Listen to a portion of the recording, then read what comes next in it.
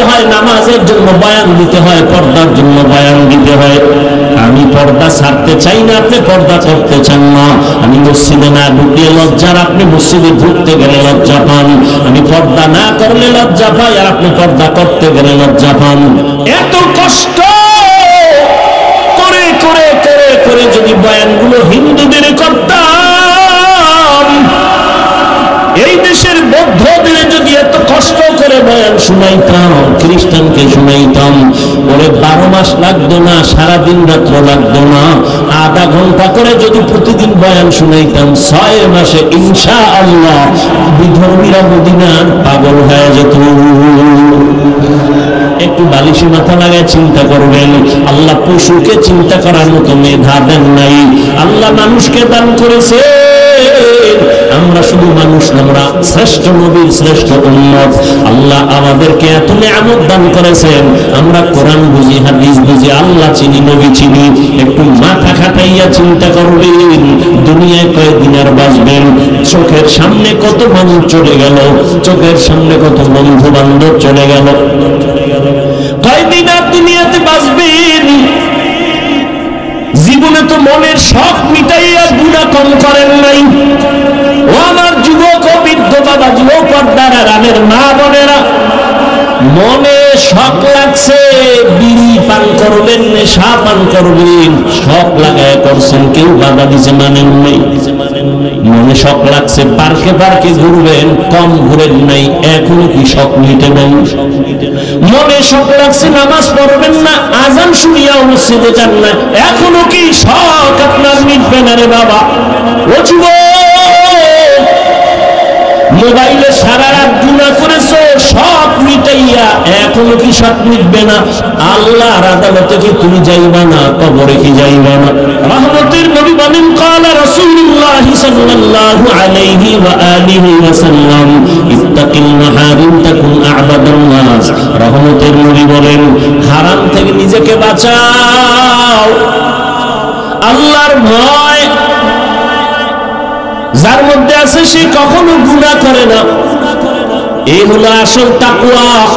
যার মধ্যে আসল আল্লাহর ভয় আছে, ইচ্ছা করে গুনাহ করবে না। গুনাহ যদি অনিচ্ছায় হয়ে যায়, তওবা করতেও দেরি করবে না, তওবা করতেও সে দেরি করবে না। এর নবীর আশিক, এই তাকওয়া আল্লাহর ভয় নিজে নিজে অন্তরে ঢুকানো যায় না। আল্লাহর ভয়টা অন্তরে থাকে, কোথায় থাকে বলেন? রহমতের নবী বলেন, আত-তাকওয়া হাহুনা, আত-তাকওয়া হাহুনা, আত-তাকওয়া হাহুনা। আল্লাহর ভয়টা অন্তরে থাকার বিষয়, থাকার বিষয় অন্তরে থাকে আল্লাহর ভয়। কয় কি জন্ম থেকে? কয় না না, এটা অর্জন করে ঢুকাইতে হয়। বলে কোথার থেকে ঢুকাইবা? রহমতের নবী বলেন, লিকুল্লি শাইইন মা'দিনুন ওয়া মা'দিনুত তাকওয়া কুলুবুল আরিফিন। ভালো ভালো জিনিসের জন্য গোডাউন আছে, ফ্যাক্টরি আছে, তাকওয়ার ফ্যাক্টরি। আল্লাহর প্রিয় মুত্তাকি বান্দাদের কলব হলো তাকওয়ার ফ্যাক্টরি। সেখান থেকে তাকওয়া না হয় কেমনে নিবা? তাদের নাক নজর লাগাইও। তাকওয়াওয়ালারা যখন নজর দেয়, নজরের মধ্যে পাওয়ার আছে, পাওয়ার। আল্লাহ তাআলা সে পাওয়ার দান করেন। কোরআনের ভাষায় সে পাওয়ারের নাম ফুরকান, হাদিসের ভাষায় সে পাওয়ারের নাম হলো ফেরাসাত। ইয়া আইয়ুহাল্লাযীনা আমানু ইন তাত্তাকুল্লাহ ইয়াজআল লাকুম ফুরকানা। ক্বালা রাসূলুল্লাহি সাল্লাল্লাহু আলাইহি ওয়া আলিহি ওয়াসাল্লাম, ইত্তাকু ফিরাসাতাল মুমিন ফাইন্নাহু ইয়ানজুরু বিনূরিল্লাহ। আল্লাহর বান্দা প্রিয় যারা, তাদেরকে আল্লাহ একটা পাওয়ার দান করেন। কোরআনের আয়াতে পাওয়ারের নাম ফুরকান, হাদিসের ভাষায় সে পাওয়ারের নাম ফেরাসাত। আল্লাহর নবী বলেন, ফেরাসাতের পাওয়ার থেকে তোমরা সাবধান, কারণ তোমরা যা দেখো তার থেকে তারা বেশি অনেক কিছু দেখেন। চামড়া চোখ দিয়ে দেখে না, আল্লাহর দেওয়া নূরের আলো দিয়ে তারা দেখতে পায়। মদিনাতুল মুনাওয়ারার মসজিদে নববীতে জুমার খুতবা দিতেছেন হযরতে ওমর। খুতবার মাঝখানে একটা অপ্রাসঙ্গিক একটা আওয়াজ দিলেন, ইয়া সারিয়াতাল জাবাল, ইয়া সারিয়াতাল জাবাল, ইয়া সারিয়াতাল জাবাল, এ সারিয়া পাহাড় পাহাড় পাহাড় পাহাড়, সারিয়া পাহাড়। ওমরের আওয়াজটা মদিনায় বসে দিয়েছেন সারিয়া কই? ইতিহাসবিদরা বলে সারিয়া মদিনা থেকে 2000 কিলোমিটার দূরে ইরানে যুদ্ধ করে। সারিয়াকে জিজ্ঞাসা করা হলো, আসার পরে সারিয়া ওমরের আওয়াজ শুনছনি? কাছে বৈশা যেমন শোনা যায় তেমনই শুনেছে। হরকে দারত খৌফে হক দর দিল মাদানম জন্নাতুল মাওয়া বেহদ রামতা। এরে আমার কলিজার যুবক, ও পদ্মার আড়ালের মা বোনেরা, বৃদ্ধ বাবাজি, যত চাকরিজীবীর চাকরি নাই, ব্যবসায়ীর ব্যবসা নাই, না খাইয়া ধুকে ধুকে মরেছি, কিন্তু করোনার সময় তাকাইয়া দেখছো বাবার করোনা, ছেলে শিক্ষিত কুলাঙ্গার, মাস্ক লাগাইছে, ট্রিপল মাস্ক লাগাইয়া ঘরের মধ্যে দরওয়াজা জানালা বন্ধ করেছে, বাবার লাশের কাছে যায় না, করোনা। ওই সময়ের ইতিহাস ভুলে যাইও না রে মুমিন। ওই সময় ট্রিপল মাস্ক লাগাইয়া যারা ঘরের দরওয়াজা জানালা বন্ধ করে আছে, ঠিক সেই সময় আমার দেশের টুপিওয়ালারা, রহমতের নবীর আদর্শওয়ালারা শত শত করোনার লাশ নিজের কাঁধে নিয়া গোসল করাইয়া, কাফন পরাইয়া, জানাজা কমপ্লিট করে কবরে দাফন করেছেন। একজন হুজুরেও করোনায় মরে নাই। সেই হুজুরদের দুশ্মন হবা না তো কার হবা? কথায় কথায় হুজুর খারাপ, দোয়া করে হুজুর, কারোর জন্য বদদোয়া করে না, গালি দেয় তারপরে বদদোয়া করে না, এরপরে হুজুর খারাপ। যতদিন বলবি খারাপ ততদিন তোর বংশ শুদ্ধা নির্মূল হয়ে যাবে, ধুকে ধুকে ধুকে ধুকে শেষ হয়ে যাবে। ভাইরা আমার, ও আমার যুবক বাবারা, রহমতের নবীর আদর্শ, মাথায় রহমতের নবীর আদর্শের টুপি, দাড়ি রেখেছি মদিনার আদর্শের কারণে। রহমতের নবীর মহব্বত, 5 ওয়াক্ত নামাজ পড়ি, হালাল ভাবে চলি, হারাম খাই না, বেপরদায় চলি না, গালি দেই না, দুই একটা কথা যদি অজান্তে বের হয় বারবার ক্ষমা চাই, মাফ করে দিয়ে যায়। আবার আল্লাহর কাছে মুনাজাতে ক্ষমা চাই। কতটা নরম হইয়া বয়ান করি, একমাত্র রহমতের নবীর মহব্বতে, এই আদর্শের কারণে আজকে কত মানুষ কান্না করে, শান্তি নাই, কিন্তু রসুলের আদর্শওয়ালারা কেউ এখনো অশান্তিতে নাই। যুবকদের বলবো, মদিনাওয়ালা নবীর আদর্শ গ্রহণ করো, এরপরে তোমার দোয়া লাগবে না, হয় জীবন সফল হবে না। কোথা থেকে দোয়া নিবা? 3 জায়গা থেকে দোয়া নিবা, বেয়াদবি করবা না, খোদার কসম।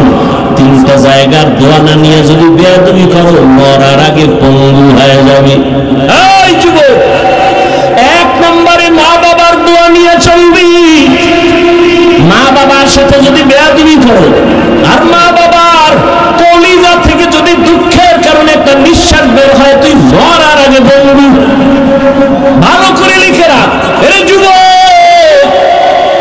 দ্বিতীয় জায়গা হলো শিক্ষক, শিক্ষকের দোয়া নিয়ে চলবা। একটু যদি বেয়াদবি করো, মরার আগে জীবন তোমার ধ্বংস। 3 নাম্বার, উলামায়ে কেরাম মুরব্বিদের দোয়া নিয়ে চলবা। তাদের মনে যদি আঘাত দাও, আর যদি তারা কষ্ট পায়, নিঃশ্বাসটা ছেড়ে দেয়, চরিত্রের জগৎ থেকে হারায় যাওয়া, জীবনের চরিত্র সংশোধন হবে না। এই 3 জায়গার দোয়া নিয়ে চলো। মা বাবার দোয়া নাও, শিক্ষকের দোয়া নাও, উলামায়ে কেরামের দোয়া নিয়ে চললে দেখবা সম্মান আছে অনেক উপরে। বলবা হাফিজ ভাই এই সম্মানের দৃষ্টান্ত কোথায়? ডানে বামে একটু গভীরভাবে খেয়াল করো, তোমরাই খেয়াল করে আমাকে একটু জবাব দাও যুবক বাবারা। তোমার মতো যুবক জীবনে মাদ্রাসায় পড়ে নাই, আলিফ বা তাও শিখে নাই, স্কুল কলেজে ঘুরিয়াও 5 বেলার নামাজ পড়ে আছে না নাই? আর ওয়াজের দরকার নেই, শেষ ওয়াজ। তোর জীবনের জন্য এটাই শ্রেষ্ঠ ওয়াজ। বালিশে মাথা লাগায় ঘরে গিয়ে চিন্তা করবি যে আমার মতো যুবক যদি স্কুল কলেজে পড়ে নামাজ পড়ে, আমি পারি না কেন? আমার কপালে কার অভিশাপ লাগলো? ও যুবক, তোমার মতো যুবক র্যাব, আর্মি, পুলিশ, বিডিআরের চাকরি করে 5 ওয়াক্ত নামাজি, সত্য কথা বলো আছে না নাই? নিজের বিবেকটাকে জিজ্ঞাসা করো, বাবা তুমি কেন পারবা না? তোমার মতো যুবক ওসি, ডিসি, এসপি 5 ওয়াক্ত নামাজ পড়ে নিজের বিবেকটাকে প্রশ্ন করো, তুমি কেন পারবা না রে বাবা? তোমার মতো যুবক তাকায় দেখো, এই বাজারে দোকানদারি করে, আজান হলে নামাজে যায়, এক বেলার নামাজও বাদ দেয় না, একটা সাইনবোর্ড বানায় রাখছে নামাজের বিরতি, 7-8 দিন নামাজ পড়ে আবার এসে দোকান খোলে। মনের বুঝাও, তুমি কেন পারবা না রে বাবা? তোমার কপালে কার বরদোয়া লাগছে, কার অভিশাপ লাগছে? কারণ তোমার মতো যুবক হইয়া রাস্তায় গাড়ি চালায়, ড্রাইভারি করে, নামাজ ছাড়ে না। বলো তুমি কেন পারো না রে বাবা? অবশ্যই তোমার কপালে কারো না কারো বরদোয়া লেগে গেছে। তোমার গুনার কারণে আমার আল্লাহ বেজার। তোমার মতো যুবক নদীর মধ্যে মাছ ধরে, নামাজ ছাড়ে না। তোমার মতো যুবক ময়দানে কৃষি কাজ করে, 5 বেলার নামাজ পড়ে। বলো তুমি কেন পারো না? এখনো সময় আছে, তওবা করো। আল্লাহ তওবার দরজা খুলে রাখছে। ও পর্দার আড়ালের আম্মা জান বোনেরা, আপনার মতো কত মা, কত বোন এই এলাকায় আছে, খুঁজলে পাবেন। এখনো বেপরদায় চলে না, নামাজ বাদ দেয় না, মোবাইলে সময় নষ্ট করে না, স্বামীর মাল হেফাজত করে। এর আম্মা জানেরা, আপনারা কেন পারবেন না? এতক্ষণ আপনাদের সন্তানদের যত বয়ান আমি শুনাইলাম, আপনারা যদি একটু চেষ্টা না করেন, এই বয়ান সন্তানের জীবনে প্রতিফলন হবে না। এর আম্মা জান, আপনার দোয়া, আপনার চেষ্টা যদি থাকে, একটা সন্তান আদর্শ ডাক্তার হতে পারে, আদর্শ ইঞ্জিনিয়ার হতে পারে, আদর্শবান প্রফেসর হতে পারে। এক সন্তানের আদর্শের কারণে পুরো সমাজের অন্ধকার দূর হয়ে যাবে। এর আম্মা জান, এখনো চেষ্টা করে একটা নেককার সন্তানের মা হইয়া যান। ডাক্তার বানাবেন যেন বেয়াদব না হয়, ইঞ্জিনিয়ার বানাবেন আলহামদুলিল্লাহ, তবে দাবি রইল বেয়াদব বানাবেন না।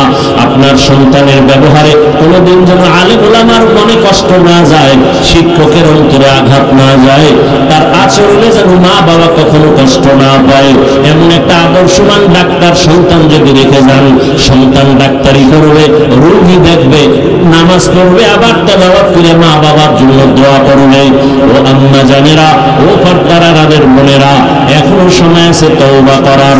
আল্লাহর কাছে মনে মনে তওবা করেন, হে মালিক, মনের ঝাল মিটাইয়া, মনের আশা পূরণ কইরা কত বেপরদায় চললাম, মোবাইলে সময় নষ্ট করলাম, আজকে থেকে আর করব না।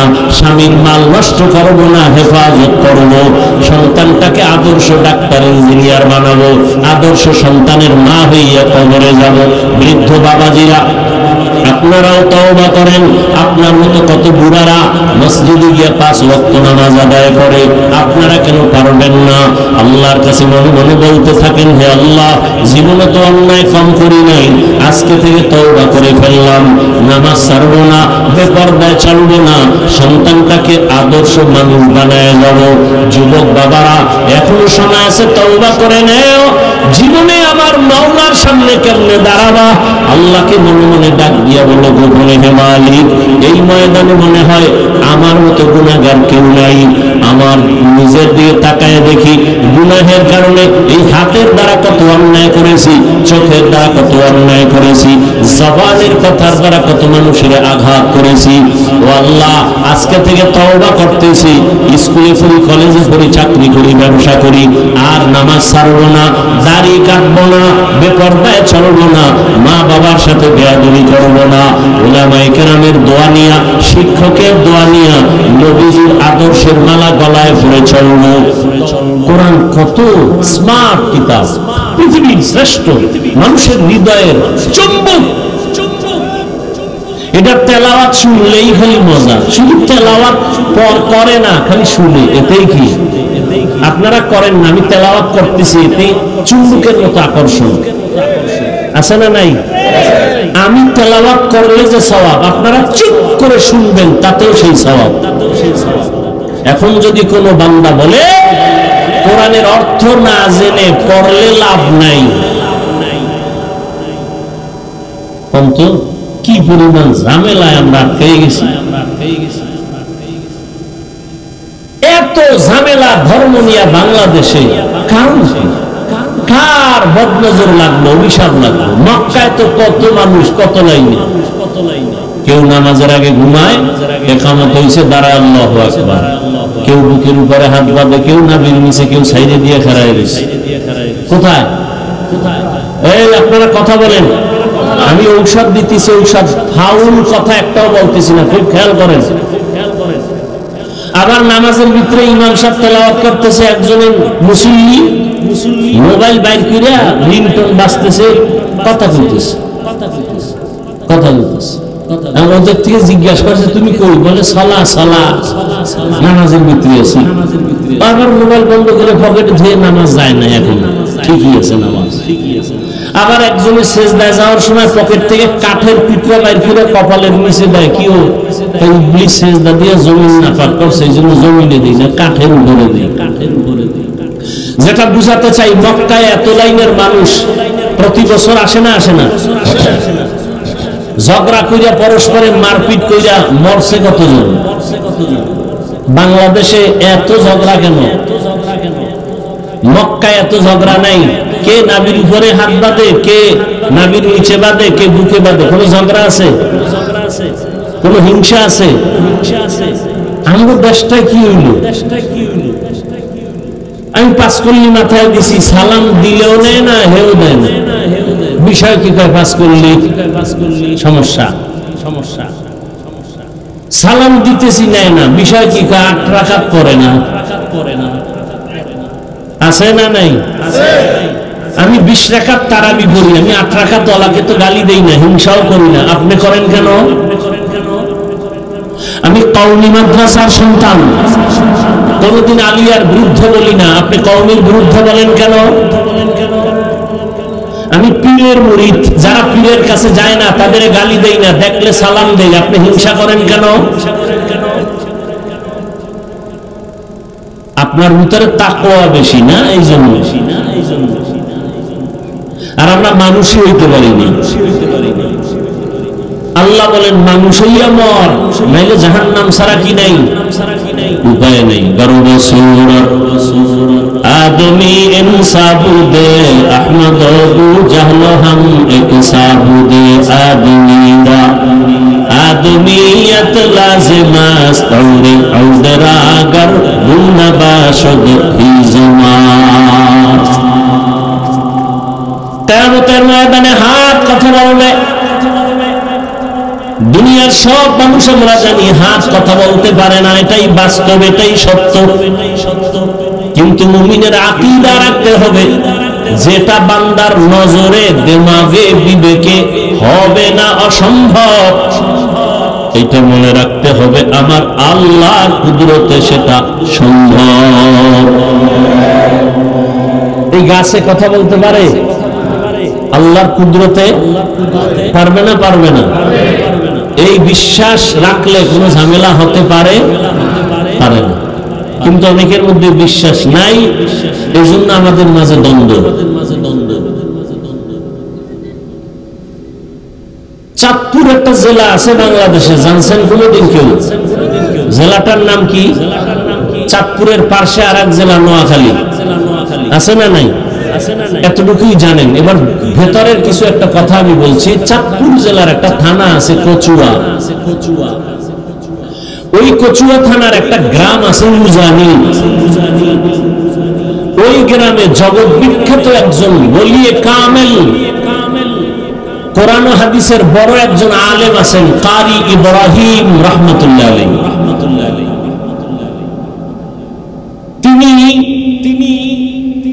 হযরতের রশিদ আহমদ গঙ্গুহি রহমতুল্লাহ আলাইহির ইজাজত প্রাপ্ত শাগির্দ,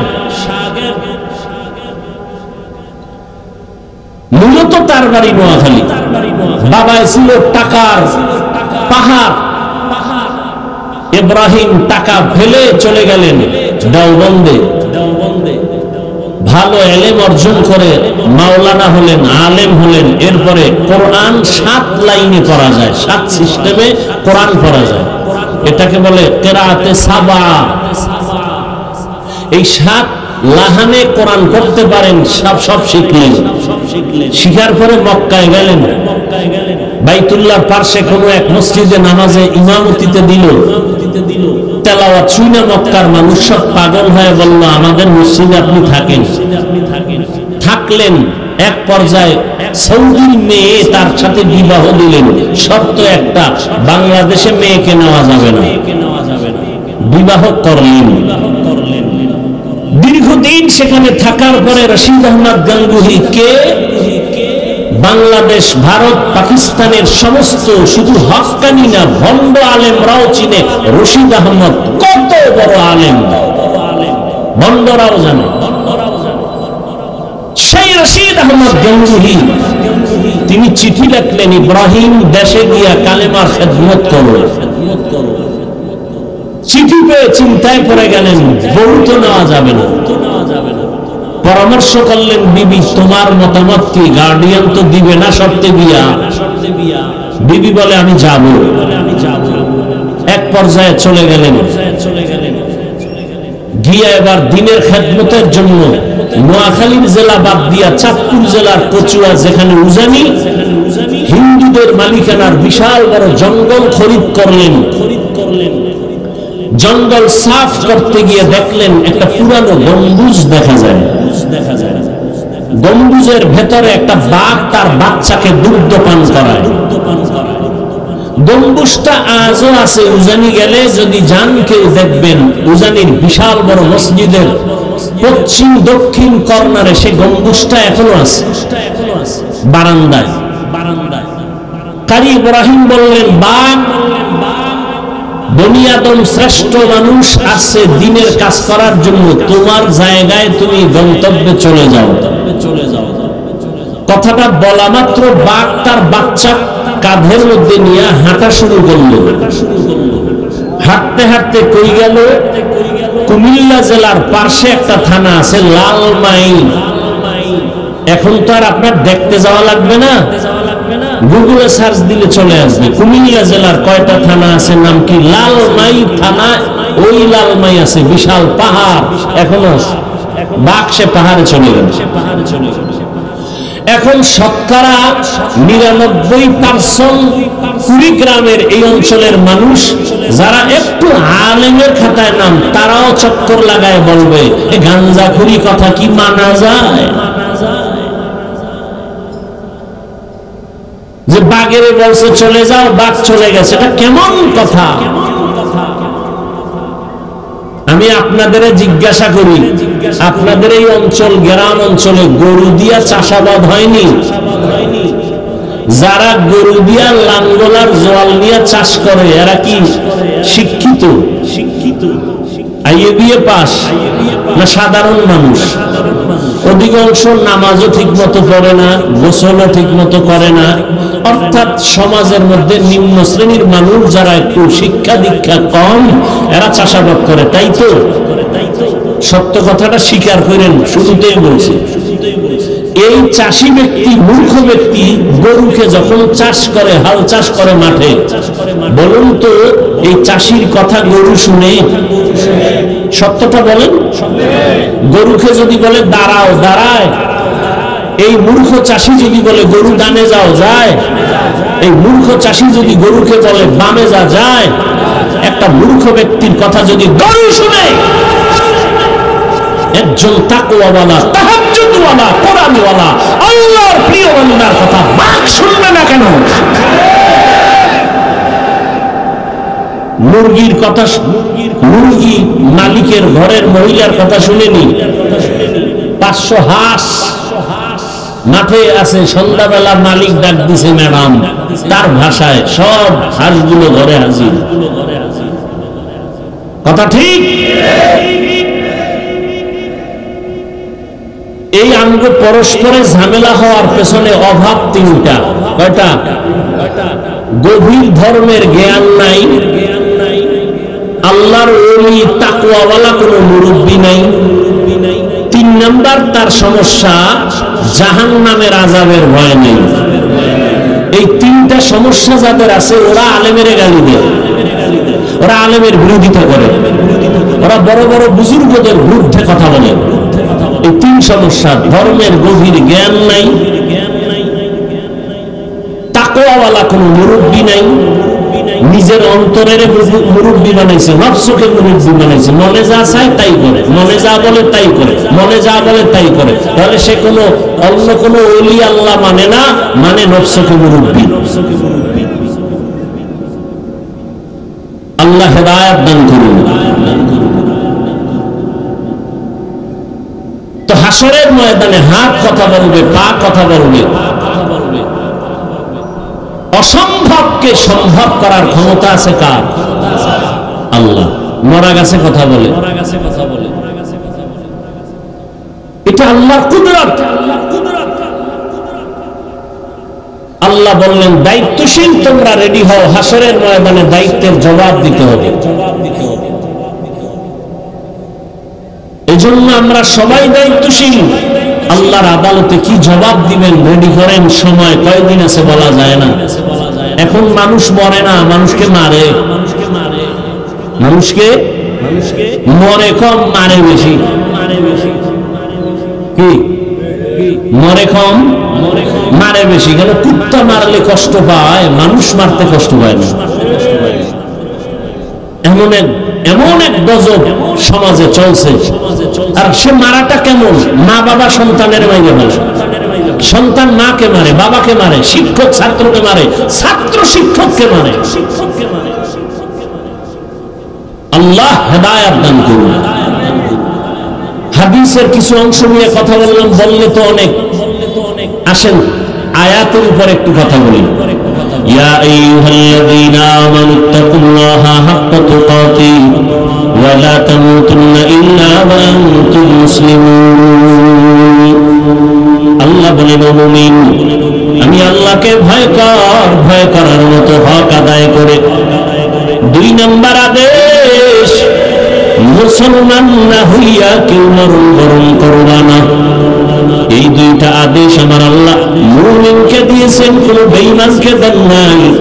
এর কারণ হলো আল্লাহ মুমিনকে বলেন মুসলমান হইয়া মর, আমি আল্লাহকে ভয় করার মতো ভয় কর। বেঈমানকে কেন বলেন নাই? এর একমাত্র কারণ জান্নাতে মুমিন যাবে, কোন বেঈমান কখনো জান্নাতে যাবে না। জান্নাতে কারা যাবে? ও জবান খুলেন, জান্নাতে কারা যাবে? কোন বেঈমান। মুমিনেরাও যে যাবে, অনেক বেতের বাড়ি খাওয়ার পরে যাবে। এমনি এমনি যাওয়া বড় কঠিন। বহু বেতের বাড়ি আছে কপালে। রাসূলের হাদিস বলার সময় নাই, তরজমাটা একটু বলি। নবীজি বলেন আমার উম্মতের মধ্যে দল হবে 73। কত? এক দল মাত্র জান্নাতে যাবে, 72 দল জাহান্নামে যাবে। 72 দল জাহান্নামে যাবে। এই 72 দলের মধ্যে কোনো হিন্দু নাই, কোনো বৌদ্ধ নাই, কোনো খ্রিস্টান নাই, কোনো ইহুদি নাই, সব হবে মুসলমান। মুসলমানের মধ্যে এক দল জান্নাতি, 72 দল জাহান্নামী। কেন? এ বিষয় বলবো না, এক কথা আমরা জানলাম, জান্নাত শুধু মুমিন পাবে, কোনো বেঈমান কখনো জান্নাত পাবে না। এজন্য আল্লাহ মুমিনকে জান্নাত তো দিবে, তবে আল্লাহ চান বিনা হিসাবে যেন আমার আশিক জান্নাতে চলে যেতে পারে। আমরা জান্নাত চাইনি হিসাব দিয়া না হিসাব ছাড়া? আল্লাহ কবুল করেন। বেহেশত আযা কে আজারে নবাশত কাসে রাবা কাসে করে নবাশত। আল্লাহ জান্নাত দিতে চান হিসাব ছাড়া, বিনা হিসাবে। তবে বিনা হিসাবে জান্নাত যদি পেতে চাও, দুইটা কর্মসূচি পালন করো। এক নাম্বার কর্মসূচি, আল্লাহকে ভয় করো, ভয় করার মতো হক আদায় করে। দ্বিতীয় কর্মসূচি, মুসলমান না হইয়া মরণ বরণ করা যাবে না। সাহাবায়ে কেরাম পেরেশান হয়ে গেলেন, রহমতের নবীকে বললেন, ইয়া রাসূলুল্লাহ, আল্লাহ যত বড়, আল্লাহর হক আদায় করে আল্লাহ ভয় করতে বলেছেন, হক আদায় করে কোনো বান্দার দ্বারা আল্লাহকে ভয় করাটা সম্ভব না। নবীও চিন্তায় পড়ে গেলেন, আসলেই তো আল্লাহ যত বড়, ওই পরিমাণ ভয় বান্দা করে হক আদায় করতে পারবে না। নবীও চিন্তায় পড়ে গেলেন। জিবরাইল আমিনকে আল্লাহ পাঠাইয়া নবীর পেরেশানি দূর করে আয়াত দিয়ে দিলেন, ও জিবরাইল, নবীরে জানায় দাও, হক আদায় করে ভয় করা দরকার নাই, বান্দা যেন সাধ্য মতো আমাকে ভয় করে। ইত্তাকিল্লাহা মাস্তাতাতুম, বান্দা তুমি আমার হক আদায় করে ভয় করার প্রয়োজন নাই, বরং তোমার সাধ্য মতো তুমি আমাকে ভয় করো। এই ভয়ের নাম তাকওয়া। ভয়ের নাম কি? হরকে দারত খৌফে হকদার দিলদার জান্নাতুল মাওয়া দেহত রামাকাম। আল্লাহ তাআলা বলেন, হক আদায় করে ভয় করার প্রয়োজন নাই, সাধ্য মতো আমাকে ভয় করো। ভয়ের নাম তাকওয়া। যারা আল্লাহকে ভয় করবেন তাদের নাম মুত্তাকি। মুত্তাকিনদের পরিণাম ফল হলো বিনা হিসাবে জান্নাতি। আমরা আল্লাহকে ভয় করি না, বলেন?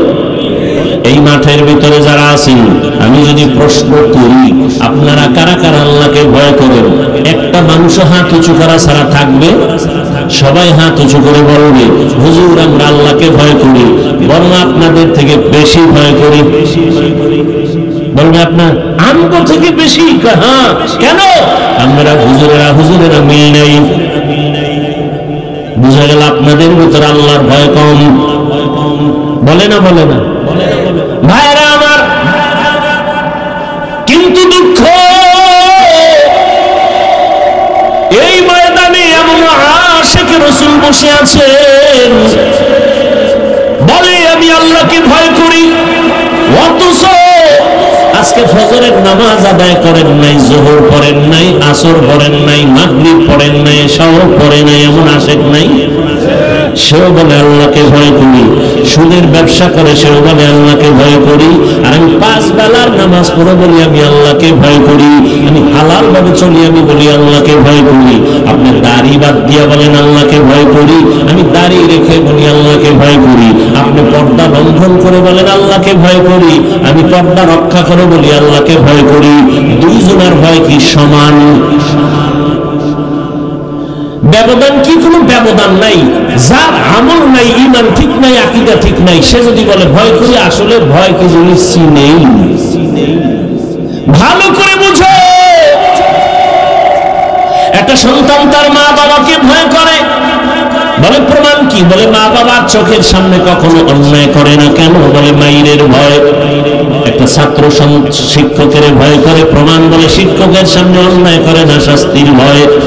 ঠিক এই জমিনে যে মানুষ আমার আল্লাহকে ভয় করবে, ওই বান্দা গলায় ছুরি লাগাবে, দাড়ির মধ্যে অস্ত্র লাগাবে না, শাস্তির ভয়।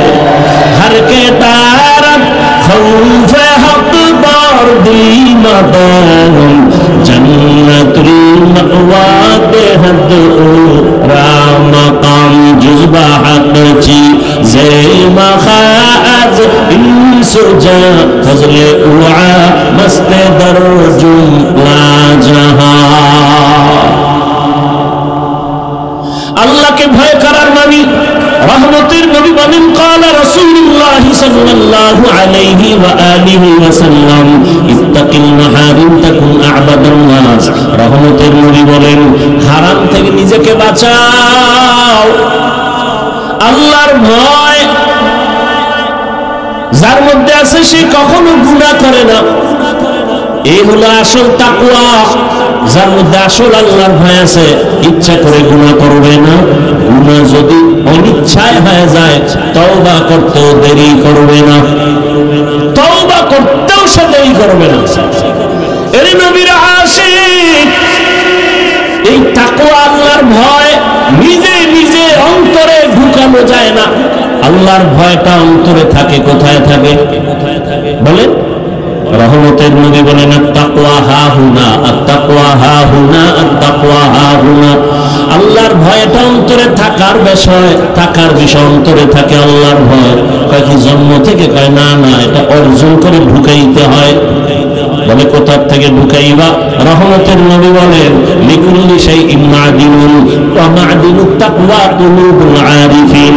ভালো ভালো জিনিসের জন্য গোডাউন আছে, ফ্যাক্টরি আছে, তাকওয়ার ফ্যাক্টরি। আল্লাহর প্রিয় মুত্তাকি বান্দাদের কলব হলো তাকওয়ার ফ্যাক্টরি। সেখান থেকে তাকওয়া নাও। কেমনি নিবা? তাদের নেক নজর লাগাইও। তাকওয়াওয়ালারা যখন নজর দেয়, নজরের মধ্যে পাওয়ার আছে, পাওয়ার। আল্লাহ তাআলা সে পাওয়ার দান করেন। কোরআনের ভাষায় সে পাওয়ারের নাম ফুরকান, হাদিসের ভাষায় সে পাওয়ারের নাম হলো ফেরাসাত। ইয়া আইয়ুহাল্লাযীনা আমানু ইন তাত্তাকুল্লাহ ইয়াজআল লাকুম ফুরকানা। ক্বালা রাসূলুল্লাহি সাল্লাল্লাহু আলাইহি ওয়া আলিহি ওয়া সাল্লাম ইত্তাকু ফিরাসাতাল মুমিন ফাইন্নাহু ইয়ানজুরু বিনূরিল্লাহ। আল্লাহর বান্দা প্রিয় যারা, তাদেরকে আল্লাহ একটা পাওয়ার দান করেন। কোরআনের আয়াতে পাওয়ারের নাম ফুরকান, হাদিসের ভাষায় সে পাওয়ারের নাম ফেরাসাত। আল্লাহর নবী বলেন ফেরাসাতের পাওয়ার থেকে তোমরা সাবধান, কারণ তোমরা যা দেখো তার থেকে তারা বেশি অনেক কিছু দেখেন। চামড়া চোখ দিয়ে দেখে না, আল্লাহর দেওয়া নূরের আলো দিয়ে তারা দেখতে পায়। মদিনাতুল মুনাওয়ারার মসজিদে নববীতে জুমার খুতবা দিতেছেন হযরতে ওমর।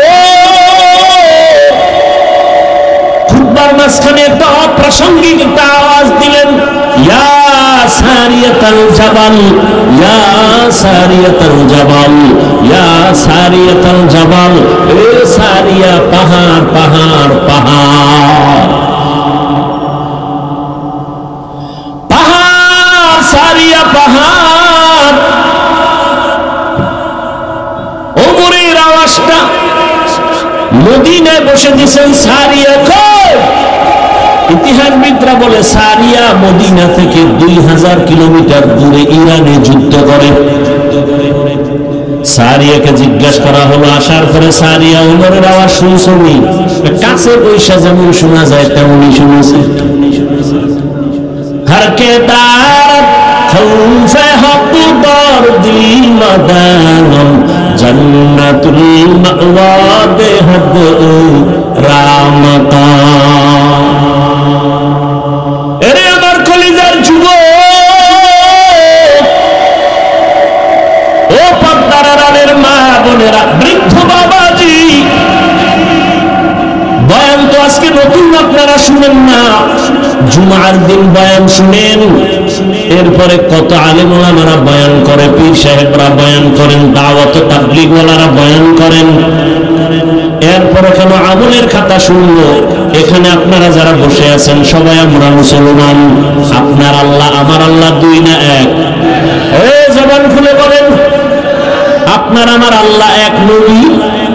আপনাদের কাবা আমার কাবা আলাদা না এক? আপনাদের আমার কোরআন? ভালো করে বলেন। তাহলে আপনার আমার কালেমা, আপনাদের ধর্ম আমার ধর্ম, আপনি আমি দুনিয়াতে আছি সিস্টেম এক না? নাকি আপনারা লুঙ্গি পরে আসছেন? বিদায়বেলা কাফনের সংখ্যাও, আমাকেও 3টা কাফন। আপনিও যদি মরে যান আপনার কয়টা কাফন? মহিলা হলে 5খান কাফন হবে, কালার হবে আলাদা। আমাদের হুজুর কাফনের কালার একরকম, আপনাদেরটা ভিন্ন রকম হবে। কে হুজুর কে হুজুর না, কে আলেম কে মূর্খ, কে ধনী কে গরীব, কে সম্মানের কে অসম্মানের, কোনো ভেদাভেদ নাই। সবার বেলায় কাপড়ের সংখ্যাও এক, কালারও কি কালার? জোরে বলেন। কবরের সাইজও নাকি এলাকায় কবরের একটু সাইজ বড়, সবার বেলায় কবরের সাইজও এক। কবরে রাখিয়া যখন চলে যাবে, কবরের প্রশ্ন সবার বেলায়, রবের পরিচয় দাও, ধর্মের পরিচয় দাও, রাহমাতুল লিল আলামিনের পরিচয় দাও। তাহলে আপনার আমার আল্লাহ এক, নবী এক, কোরআন এক, কাবা এক, ধর্ম এক, কালেমা এক, কবর এক, প্রস্তার এক। অথচ আমি দাড়ি কাটলে লজ্জা পাই, আর আপনি কেমন ভিআইপি মুসলমান, দাড়ি রাখতে গেলে লজ্জা পাই। বড় দুঃখ। আপনাকে আজকে টুপির জন্য আলাদা বয়ান দিতে হয়, দাড়ির জন্য আলাদা বয়ান দিতে হয়, নামাজের জন্য বয়ান দিতে হয়, পর্দার জন্য বয়ান দিতে হয়। আমি পর্দা ছাড়তে চাই না, আপনি পর্দা করতে চান না। আমি মসজিদে না ঢুকলে লজ্জার, আপনি মসজিদে ঢুকতে গেলে লজ্জা পান। আমি পর্দা না করলে লজ্জা পাই, আর আপনি পর্দা করতে গেলে লজ্জা পান। কত কঠিন কথা। অথচ সবাই মুসলমান, সবার ধর্ম এক। আপনাকে বয়ান করতে করতে তাবলীগওয়ালা, পীর মাশায়েখ, উলামায়ে কেরাম বেউস, এত কষ্ট করে করে করে করে যদি বয়ানগুলো হিন্দুদের করতাম, এই দেশের বৌদ্ধদের যদি এত কষ্ট করে বয়ান শুনাইতাম, খ্রিস্টানকে শুনাইতাম, ওরে 12 মাস লাগতো না, সারাদিন রাত্র লাগতো না। আধা ঘন্টা করে যদি প্রতিদিন বয়ান শুনাইতাম, 6 মাসে ইনশাআল্লাহ বিধর্মীরা মদিনার পাগল হয়ে যেত। আর আপনারে রাত নাই, দিন নাই, ফজরের পরে বয়ান, জোহরের পরে বয়ান, রাতে বয়ান, সারা রাত জুমার বয়ান, তাবলীগের বয়ান, এরপরে দাড়ি নাই, নাই তো নাই, নামাজ নাই, নাই তো নাই, ওই এরপরে চাপাবাজি করে এত বড় বেয়াদব। নামাজ না পড়লে কি হবে? ঈমান ঠিক আছে, কোনো বেয়াদব আছে না নেই? লিকুল্লি শাইইন যিনাতুন ফিল ওয়ারা ওয়া যিনাতুল মারই তামামুল আদাবি আল খুদা খাহিমে তৌফিকে আদম বেআদব মাহরুমে গাশত আজ ফজলে রা। একটু বালিশে মাথা লাগায় চিন্তা করবেন, আল্লাহ পশুকে চিন্তা করার মতো মেধা দেন নাই। আল্লাহ মানুষকে দান করেছে। আমরা শুধু মানুষ, আমরা শ্রেষ্ঠ নবীর শ্রেষ্ঠ উম্মত। আল্লাহ আমাদেরকে এত নিয়ামত দান করেছেন। আমরা কোরআন বুঝি, হাদিস বুঝি, আল্লাহ চিনি, নবী চিনি। একটু মাথা খাটাইয়া চিন্তা করবেন, দুনিয়ায় কয়দিন আর বাঁচবেন? চোখের সামনে কত মানুষ চলে গেল, চোখের সামনে কত বন্ধু বান্ধব চলে গেল। কয়দিন আর দুনিয়াতে বাঁচবেন?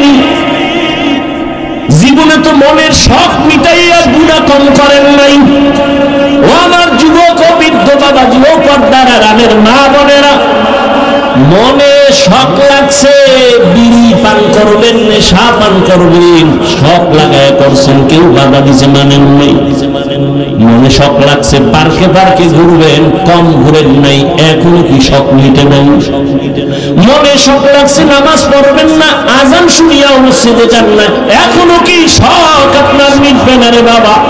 ও যুবক,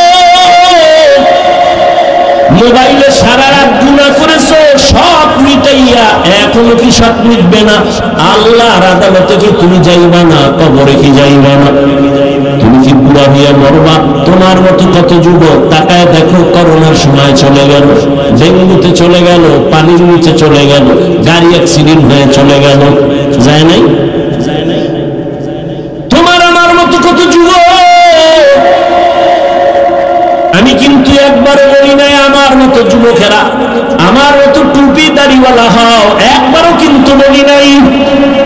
আমি কি বুঝাতে চাই রে বাবা? তুমি স্কুলে পড়ো ধন্যবাদ, তুমি কলেজে পড়ো ধন্যবাদ, চাকরি করো ধন্যবাদ, ব্যবসা করো ধন্যবাদ, কোনো বাধা নেই। কিন্তু ওখানে থাইকা তুমি নবীর আদর্শের মালা গলায় পড়িয়া তুমি ডাক্তার হও, ইঞ্জিনিয়ার হও, প্রফেসর হও, তবে বেয়াদব হইও না। পায়ে হাত রেখে অনুরোধ করি, আদর্শ ডাক্তার হও, জমিনের মধ্যে তোমারে মানুষ মাথায় নিয়ে সম্মান করবে। আদর্শ ইঞ্জিনিয়ার যদি হইতে পারো, আদর্শ ডাক্তার হও, তাসলিমা নাসরিনের মতো যদি ডাক্তার হইয়া বেয়াদবি করো, সম্মান দূরের কথা, জুতার বাড়ি খায় দেশ থেকে পালাতে হবে। এমন এমন ডাক্তার না, আদর্শবান ডাক্তার। এবার বলবা হাফিজ ভাই আদর্শবান ডাক্তার কেমনে হবো? এক নম্বরে দোয়াও লাগবে এবং চেষ্টাও লাগবে। চেষ্টা কি? পৃথিবীতে শ্রেষ্ঠ আদর্শ হলো রাহমাতুল লিল আলামিনের আদর্শ। আর কারো আদর্শ শ্রেষ্ঠ না, ওই নবীর আদর্শ আজ আমরা ফলো করার কারণে করোনার সময় স্কুল বন্ধ, কলেজ বন্ধ, চাকরি বন্ধ, ব্যবসা বন্ধ, দোকান বন্ধ, ফ্যাক্টরি বন্ধ, গাড়ি বন্ধ, সব বন্ধ। রহমতের নবীর আদর্শওয়ালাদের কোরআনের মাদ্রাসা একটাও বন্ধ হয় নাই। আসতে বলেন কেন? সত্য কথা বলতে কষ্ট লাগে। কত চাকরিজীবীর চাকরি নাই, ব্যবসায়ীর ব্যবসা নাই, না খাইয়া ধুকে ধুকে মরেছে। কিন্তু করোনার সময় তাকাইয়া দেখছো বাবার করোনা, ছেলে শিক্ষিত কুলাঙ্গার, মাস্ক লাগাইছে, ট্রিপল মাস্ক লাগাইয়া ঘরের মধ্যে দরওয়াজা জানালা বন্ধ করেছে, বাবার লাশের কাছে যায় না, করোনা। ওই সময়ের ইতিহাস ভুলে যাইও না রে মুমিন। ওই সময় ট্রিপল মাস্ক লাগাইয়া যারা ঘরের দরওয়াজা জানালা বন্ধ করে আছে, ঠিক সেই সময় আমার দেশের টুপিওয়ালারা, রহমতের নবীর আদর্শওয়ালারা শত শত করোনার লাশ নিজের কাঁধে নিয়া গোসল করাইয়া, কাফন পরাইয়া, জানাজা কমপ্লিট করে কবরে দাফন করেছেন। একজন হুজুরেও করোনায় মরে নাই। সেই হুজুরদের দুশ্মন হবা না তো কার হবা? কথায় কথায় হুজুর খারাপ, দোয়া করে হুজুর, কারোর জন্য বদদোয়া করে না, গালি দেয় তারপরে বদদোয়া করে না, এরপরে হুজুর খারাপ। যতদিন বলবি খারাপ ততদিন তোর বংশ শুদ্ধা নির্মূল হয়ে যাবে, ধুকে ধুকে ধুকে ধুকে শেষ হয়ে যাবে। ভাইরা আমার, ও আমার যুবক বাবারা, রহমতের নবীর আদর্শ, মাথায় রহমতের নবীর আদর্শের টুপি, দাড়ি রেখেছি মদিনার আদর্শের কারণে। রহমতের নবীর মহব্বত, 5 ওয়াক্ত নামাজ পড়ি, হালাল ভাবে চলি, হারাম খাই না, বেপরদায় চলি না, গালি দেই না, দুই একটা কথা যদি অজান্তে বের হয় বারবার ক্ষমা চাই, মাফ করে দিয়ে যায়। আবার আল্লাহর কাছে মোনাজাতে ক্ষমা চাই। কতটা নরম হইয়া বয়ান করি, একমাত্র রহমতের নবীর মহব্বতে। এই আদর্শের কারণে আজকে কত মানুষ কান্না করে, শান্তি নাই, কিন্তু রাসূলের আদর্শওয়ালারা কেউ এখনো অশান্তিতে নাই। যুবকদের বলবো মদিনাওয়ালা নবীর আদর্শ গ্রহণ করো, এরপরে তোমার দোয়া লাগবে না, হয় জীবন সফল হবে না। কোথা থেকে দোয়া নিবা? 3 জায়গা থেকে দোয়া নিবা। বেয়াদবি করবা না, খোদার কসম। 3টা জায়গার দোয়া না নিয়ে যদি বেয়াদবি করো, মরার আগে পঙ্গু হয়ে যাবে। এই যুবক, 1 নম্বরে মা বাবার দোয়া নিয়ে চলবি। মা বাবার সাথে যদি বেয়াদবি করো, আর মা বাবার কলিজা থেকে যদি দুঃখের কারণে একটা নিঃশ্বাস বের হয়, তুই মরার আগে বলবি। ভালো করে লিখে রাখ রে যুবক। দ্বিতীয় জায়গা হলো শিক্ষক। শিক্ষকের দোয়া নিয়ে চলবা। একটু যদি বেয়াদবি করো, মরার আগে জীবন তোমার ধ্বংস। 3 নাম্বার, উলামায়ে কেরাম মুরব্বিদের দোয়া নিয়ে চলবা। তাদের মনে যদি আঘাত দাও, আর যদি তারা কষ্ট পায়, নিঃশ্বাসটা ছেড়ে দেয়, চরিত্রের জগৎ থেকে হারায় যাওয়া, জীবনের চরিত্র সংশোধন হবে না। এই 3 জায়গার দোয়া নিয়ে চলো। মা বাবার দোয়া নাও, শিক্ষকের দোয়া নাও, উলামায়ে কেরামের দোয়া নিয়ে চললে দেখবা সম্মান আছে অনেক উপরে। বলবা হাফিজ ভাই এই সম্মানের দৃষ্টান্ত কোথায়? ডানে বামে একটু গভীরভাবে খেয়াল করো। তোমরাই খেয়াল করে আমাকে একটু জবাব দাও যুবক বাবারা। তোমার মতো যুবক জীবনে মাদ্রাসায় পড়ে নাই, আলিফ বা তাও শিখে নাই, স্কুল কলেজে ঘুরিয়াও 5 বেলার নামাজ পড়ে আছে না নাই? আর ওয়াজের দরকার নেই, শেষ ওয়াজ। তোর জীবনের জন্য এটাই শ্রেষ্ঠ ওয়াজ। বালিশে মাথা লাগায় ঘরে গিয়ে চিন্তা করবি যে আমার মতো যুবক যদি স্কুল কলেজে পড়ে নামাজ পড়ে, আমি পারি না কেন? আমার কপালে কার অভিশাপ লাগলো? ও যুবক, তোমার মতো যুবক র্যাব, আর্মি, পুলিশ, বিডিআর এর চাকরি করে 5